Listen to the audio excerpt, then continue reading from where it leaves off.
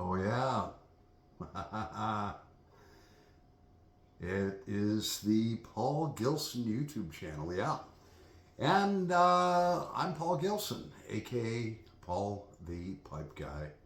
And it is Sunday, August 10th already. Yeah, the month is flying by. Yeah.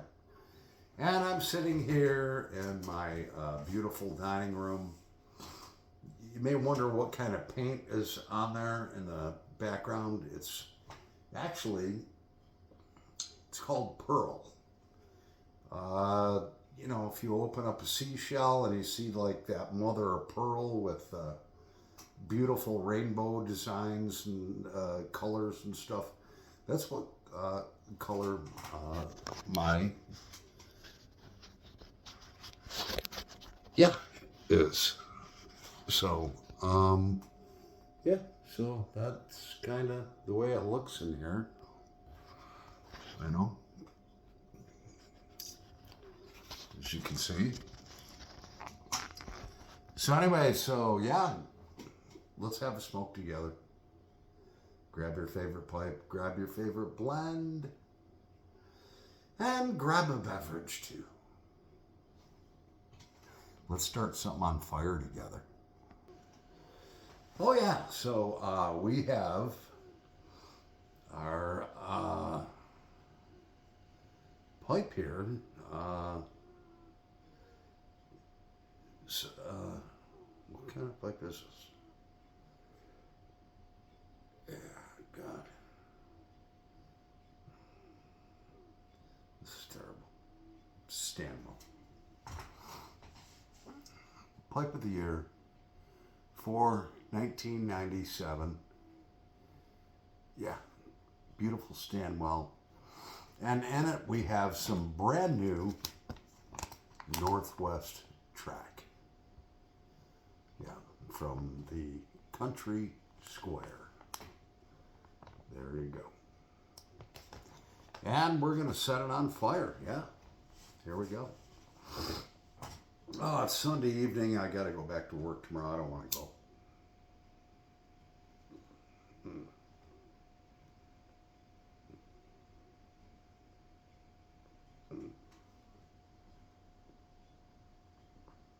Oh, yeah. What a great smoke.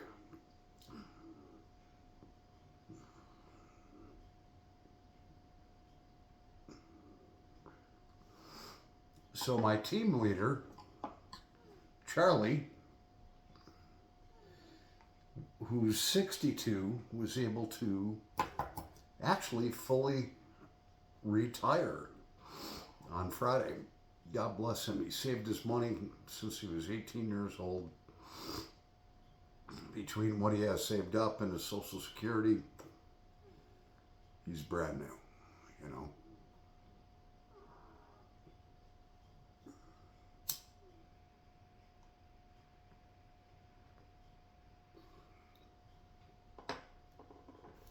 He worked Friday morning, and by 10 a.m., he went around, said his goodbyes, and he was gone. Posted a picture of himself on Facebook. Later in the day, this is what retirement's like. And it just showed him kicking back in his backyard on his phone. Must be nice.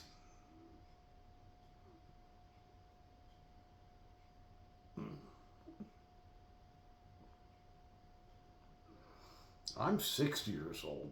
I got no pension, no 401k because I raised a million kids, just could never afford a 401k.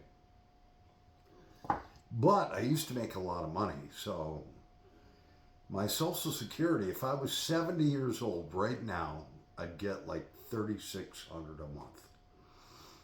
By the time I'm 70 years old, it's probably going to be around $4,000 a month take home, which that's enough for me. $4,000 a month. I'll take it.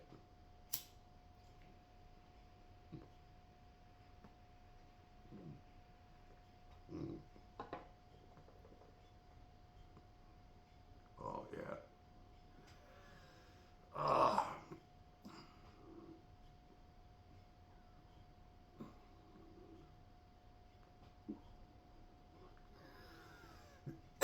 Brad the Bearded Piper finally made a video. I was like, where the heck has he been? You know, I think about him. He's not too far away from me down in Pennsylvania. That's the next state down from New York. And it's like, I was just thinking that, you know, I haven't seen any of his videos lately. What's going on? And then he came out and explained why. He's been busy and stuff like that. So it's good to see you, Brad.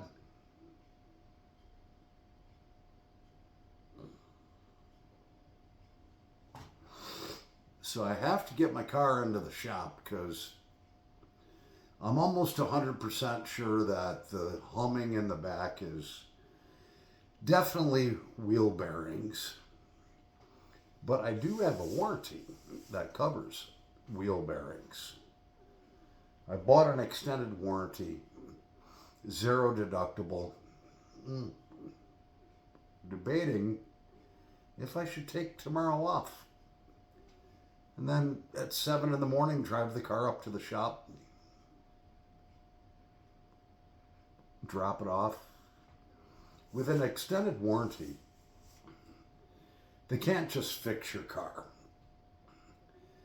They have to diagnose it, then call the warranty company, explain what's wrong. They have to get approval from the warranty company. And then once they have approval from the extended warranty company, they can perform the work. So I don't know if I want to use a sick day to get that done. The noise is getting louder. I'm really a little bit concerned about driving the car.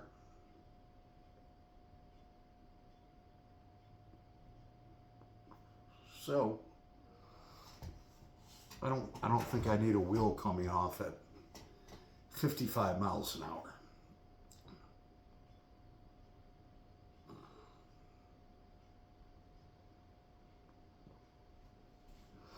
I think tomorrow would be a good day to take off. Get into the shop. It's a Firestone shop. The guys there know what they're doing. I've dealt with them before. It's within walking distance. It's less than a half mile. I could drop the car off, walk home. Car's done. I walk up, pick it up.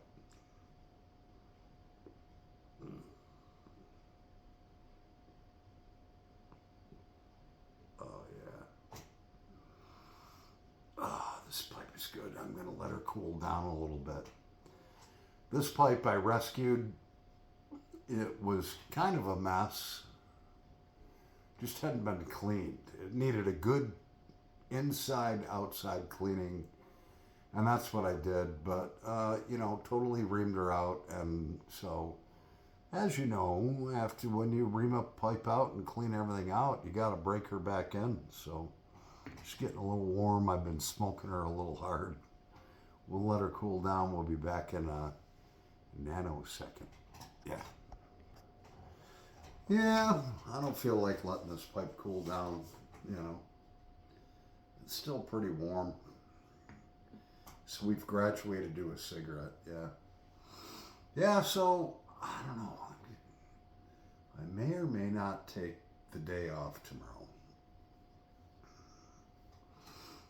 to get my car into the shop. I don't know.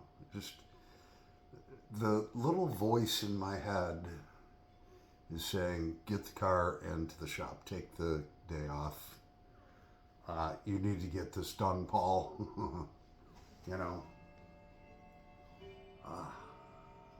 Listen to that.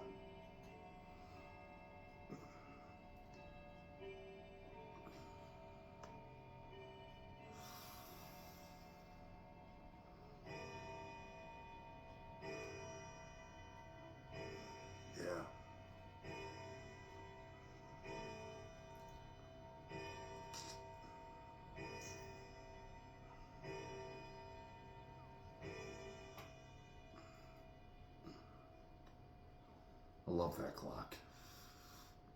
It's my grandfather clock. So yeah, the little voice inside my head is saying, don't drive the car anymore. Get it into the shop or something bad could happen. We don't want to find out what that bad thing could be, you know. So I think that's what I'm going to do. You know, thinking after this video, I'm going to call work, say, got to get my car in the shop. Won't be there today. You know. Yeah. Oh, yeah. So cheers. Oh, yeah.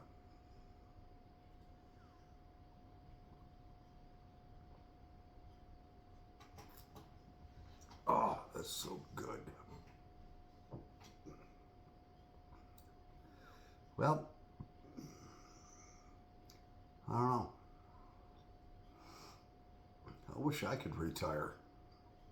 It'd be so nice to be retired. But they say that your first year of retirement is the most dangerous. The reason why they say that, a lot of guys work their whole life from, 16, 18 years old till their 60s. They retire, they just want to sit home, watch TV, and they become a couch potato. They their life no longer has a purpose, and the body and spirit knows that. And a lot of guys that do that retire and do that, they die within the first year of retirement, heart attack. Now, my buddy Charlie, he has, a cabin in the southern tier. He lives with his girlfriend. They have a house.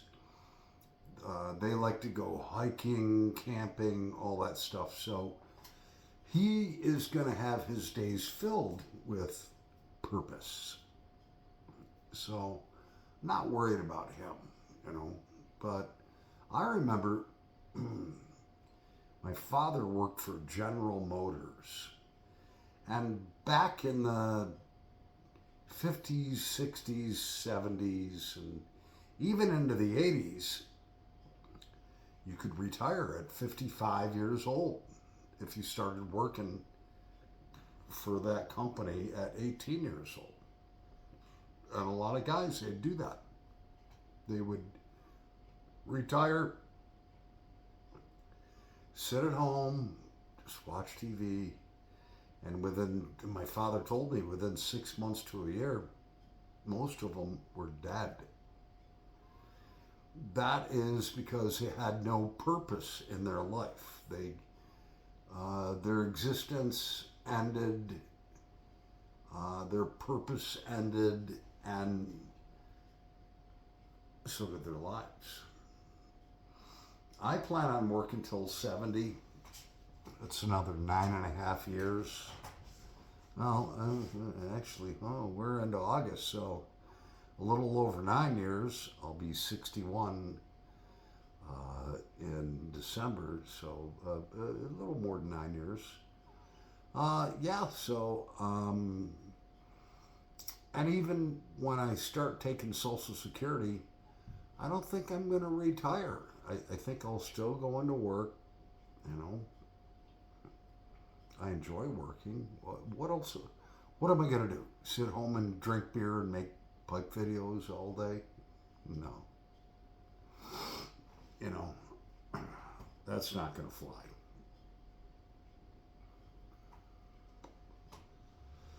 Oh, man. This weekend I slept a lot. This week just beat me up. The job I do is pretty physically demanding, and it's 9.5 hours a day. All right, and it's been hot. This last week we got a little bit of a reprieve for a couple days where it was in the low 80s, and tomorrow's supposed to be 91, which means it's going to be 110 in the shop. I think I just, really my heart is telling me, get your car into the shop tomorrow. Take the day off, get your car into the shop. Yeah. So we had a great campfire Friday night.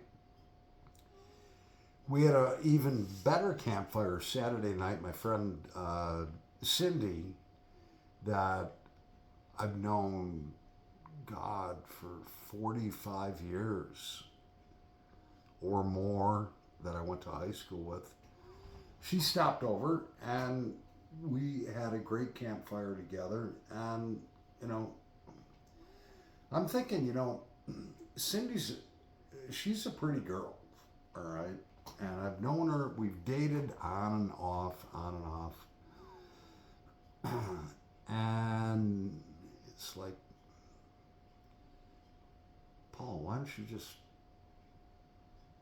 settle down with her instead of these Facebook girls that probably aren't real, all that stuff, And that's what I'm thinking. And I really do love her as a friend. I love her as a friend. I do.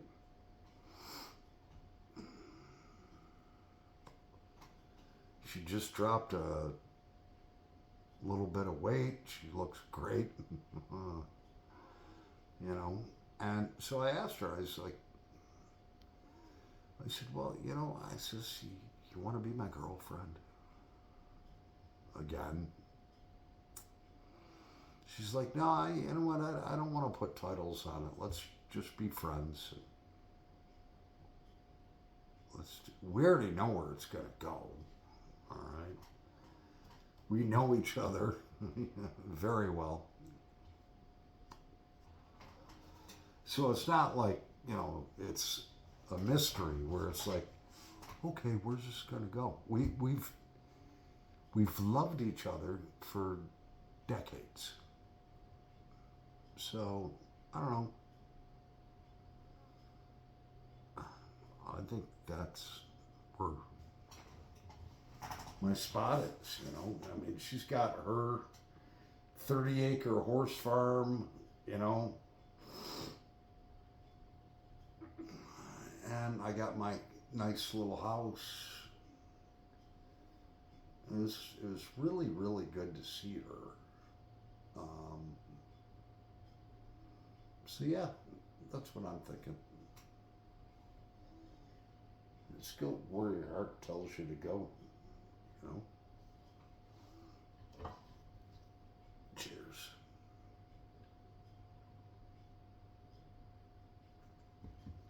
Right, cat. My cat is looking at me now like this.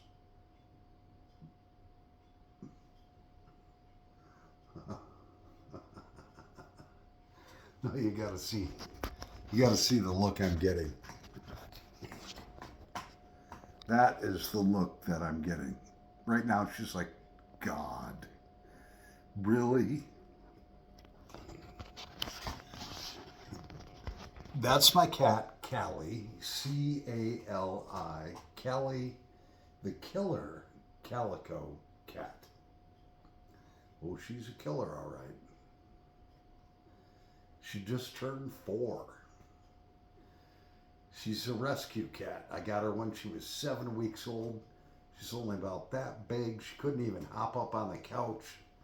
All of a sudden, before you knew it, she got bigger.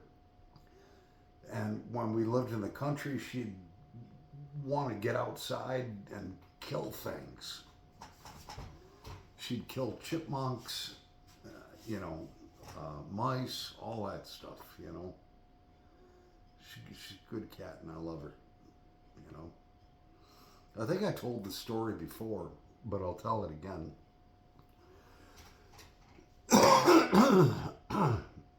So when you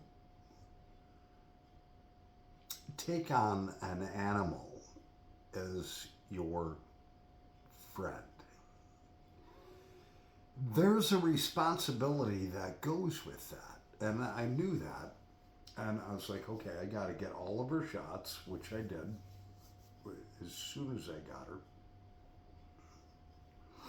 And she, at that time, she was an indoor-outdoor cat, so she had to get like 6 different shots, whatever. And then when she was about 8 months old, it was time to get her fixed. So she didn't get pregnant. That was more. So, with the vet bills and that, it was like $600. But you owe your animal that. If you're going to be a responsible pet owner, she really owns me. I take her to get her fixed. It was an overnight visit. And the next day I went to pick her up. Had her cage and all that. And I hear all this disruption in the back room. And the nurse is like, oh my gosh. And I hear a cat going, wow. And they come out and, Mr. Gilson, can you please assist us with your cat? She won't go in her cage. And I went back there and she was all like in fight mode, ready to scratch or bite anyone that came her way. And I just looked at her and I said, hey baby, Daddy's here. It's okay. Get in your cage. Let's go home. Come on, sweetie. She started purring. She went right in her cage. It's like, all right, Daddy's going to take you home. All right. And the nurses were like, we've never seen anything like that before. I said, well, my cat and I are very close. I live alone. It's just her and I. And she went and got in her cage and paid the bill and took her home. Anyways, I'm Paul the Pipe Guy, live from Rochester, New York, in the United States of America. Thank the Lord. Over.